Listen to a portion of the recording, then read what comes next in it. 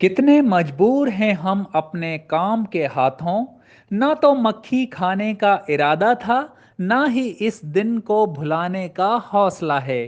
दोस्तों, आपने एंकर को खबरें पढ़ते तो देखा होगा, लेकिन किसी लाइव नशरियात में खबरें पढ़ते हुए मक्खी निगलते शायद कभी ना देखा हो। लाइव नशरियात के दौरान ये अजीबो गरीब सा वाकया पेश आया कनाडा के ग्लोबल न्यूज चैनल की एंकर फराह नासिर के साथ, जब वो टोरंटो में पाकिस्तान में सैलाब से मुताल्लिक खबरें पढ़ रही थी कि हादसाती तौर पर उन्होंने मक्खी निगल ली। अल अरबिया न्यूज के मुताबिक फराह नासिर के मुंह में अचानक से एक मक्खी चली गई, जिसे फराह ने निगलते ही एक लम्हे के वक्फे के बाद दोबारा खबरें पढ़ने का सिलसिला जारी रखा। जबकि दूसरी हैरत ज़दा बात यह है कि मक्खी निगलने की वीडियो एंकर फराह नासिर ने खुद ही शेयर कर दी है, जिस पर सारिफीन ने शदीद हैरत का इजहार किया है। एंकर ने अपनी ट्वीट में लिखा कि मुंह में मक्खी की फड़फड़ाहट महसूस हुई